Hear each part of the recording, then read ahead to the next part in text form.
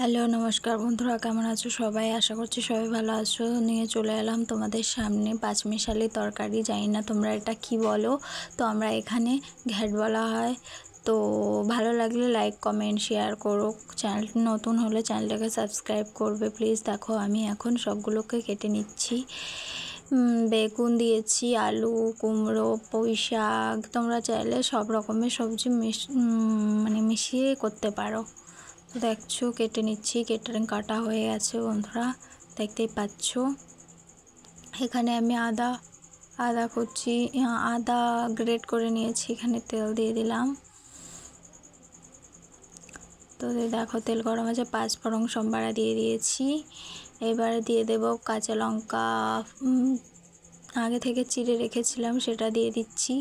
তারপরে দিয়ে দেব আমি ওই যেগুলো কেটে রেখেছিলাম সেগুলো কেটে দিয়ে দিয়েছি। দেখো ভাজা ভাজা হলে একটু লবণ, হলুদ দিয়ে দেব সব কিছু। তারপরে আদাটাকে দিয়ে দেব পরে। দেখো আদাটা গ্রেট করে রেখেছিলাম সেটাই দিয়ে দিচ্ছি এখন।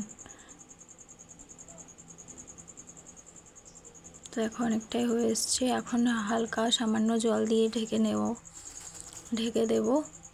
তো ফ্রিজে রাখা ছিল মটর কটা, তাই সেগুলো অ্যাড করে দিলাম। তোমরাও পারলে দেবে, না থাকলে কী করে দেবে বলো। দেখো প্রায় হয়ে এসছে, এখন জল দিয়ে দিচ্ছি।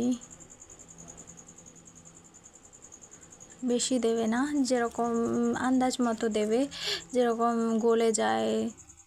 গলে গেলে একটু শুকনো শুকনো হয় পাঁচমিশালি সবজি, আশা করছি সবাই জানো। তো বন্ধুরা ভালো লাগলে আমার ভিডিওটা প্লিজ একটু সাবস্ক্রাইব, লাইক, কমেন্ট করো, ঠিক আছে? দেখো এখানে আমি ঢেকে নিয়েছি, ঢাকনা খুলে দেখো এরকম হয়ে আছে, গলে গেছে। আলুটা গলে গেছে। দেখো এখন একটু স্বাদ মতো চিনি দেবে, একটু মিষ্টি লাগলে টেস্ট হয় ভালো। তো দেখো হয়ে গেছে আমার তরকারিটা। ভালো লাগলে লাইক কমেন্ট শেয়ার করো। নমস্কার।